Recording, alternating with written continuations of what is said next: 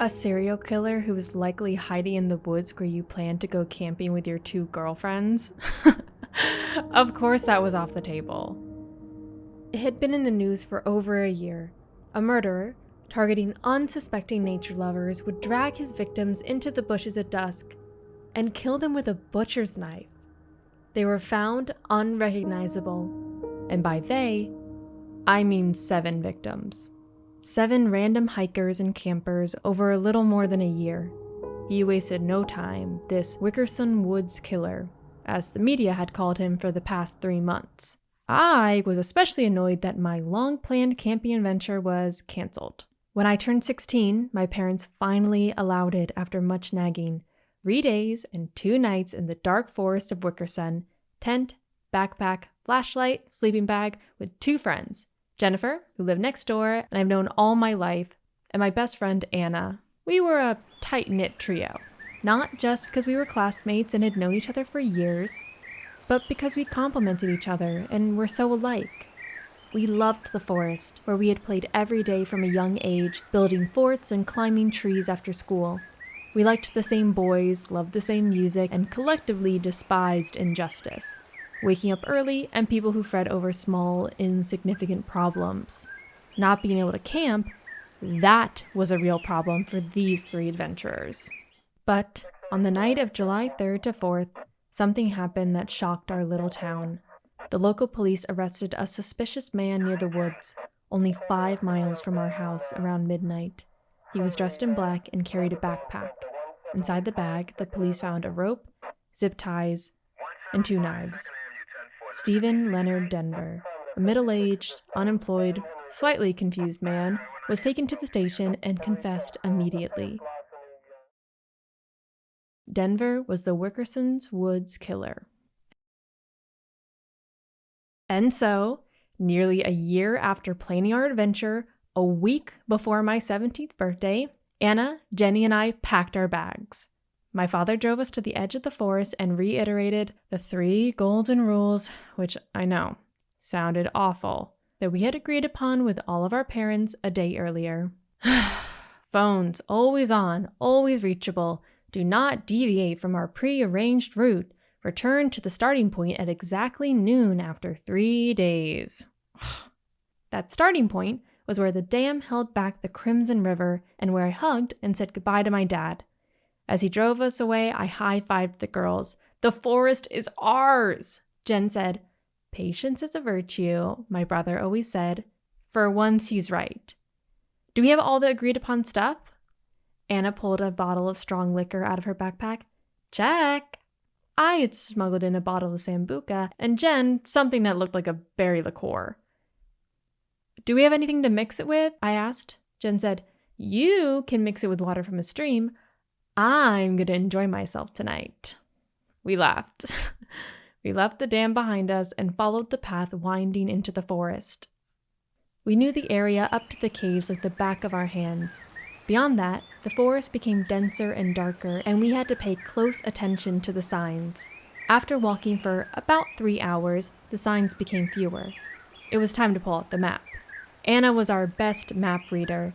She loved compasses in combination with mud-stained clothes.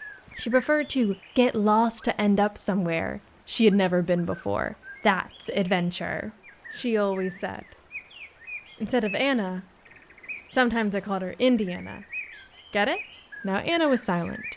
She looked on her map to the sun, which barely rose above the trees, and back to her map. 30 degrees east, she said. When Anna spoke, you did as she said. "Headed to the mine, are we?" I was startled. Behind me stood a woman, smiling, 1 foot on a tree stump. "Sorry, what did you say?" "Oh, if you turn east, you'll come up at an abandoned mine. That's where I'm also heading. It's the best place to spend the night." Her smile widened. "I'm Linda." She looked approvingly at our gear, our waterproof hiking boots, and the sweat on our foreheads. "You could be my daughters." She had long red hair and couldn't have been much older than my mother.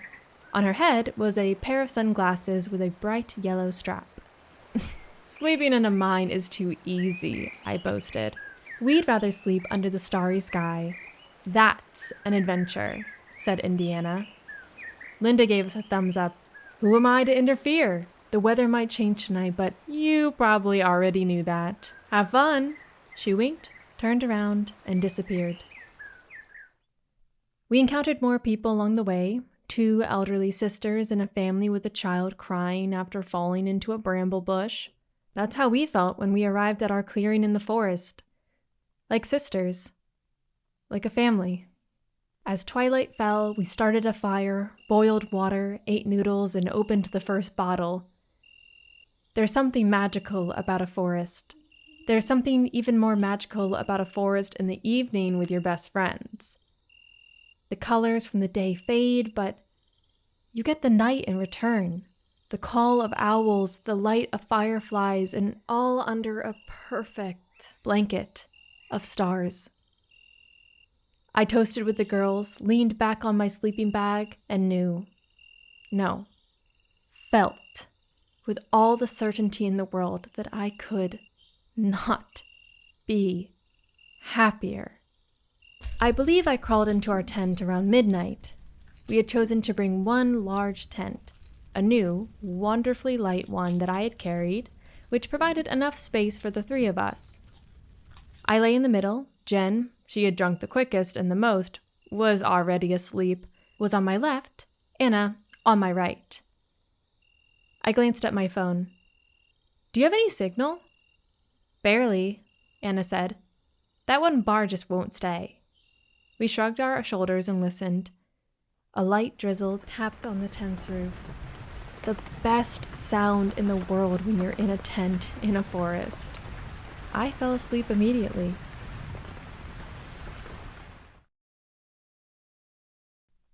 The faint sunlight waking me told me it was still early. 5 or 6 a.m. perhaps?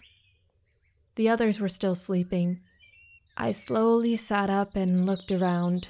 I felt something wet inside. Oh no, the tent had leaked. And then I saw it. The tent zipper was open. I tried to remember.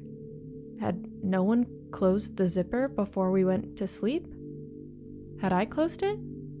I couldn't recall. Maybe someone had crawled out of the tent to pee last night? Of course that could happen. Then I froze. The zipper was not only open, but the side flaps of the tent were also thrown out and fixed. Why would anyone want to do that in the middle of the night, sleep drunk? I saw that the large opening provided a view of the forest, and from the forest, there was a view into the inside of the tent. I tried to breathe deeply in and out. The air was fresh and damp. I noticed my heart rate accelerating. I shook Jen, but she didn't move. And then I did the same with Anna. They didn't wake up. I couldn't explain, yet tell with certainty there was something wrong. I spoke their names louder until I saw my phone light up under my pillow. 56 missed calls. 128 messages. My parents had been trying to reach me since 3:30 a.m. I scanned the latest message like a madman. I noticed my teeth clattering. I saw a link to a news report accompanied by a large red exclamation mark. Wickerson's Woods killer makes new confession. Didn't act alone. Not alone. Rattled through my head. He murdered. Not alone. I scanned the messages. My mother wrote that the forest was cordoned off. The police and my father, all our fathers, were searching for us. The signals from our phones were weak, but they gave some direction to where we might be. Some direction. I pressed 2 fingers on my phone and called my mom. The wait for the dial tone seemed eternal as I saw something on my sleeping bag. It was a piece of paper. It was folded. I reached for it, opened it, and held my breath.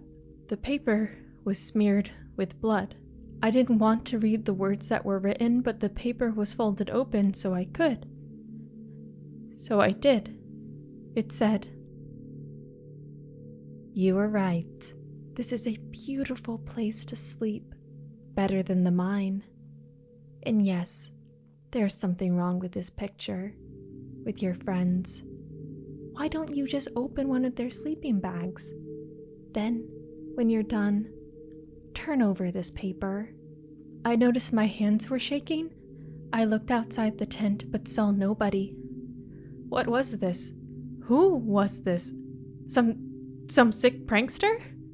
Then I looked at the girls. Slowly I turned to Jennifer, who suddenly looked awfully pale. Then I opened the zipper and saw it. How could I not have seen it? Her entire body was covered in blood. Suddenly it was hard to breathe, hard to blink, My eyes grew wider.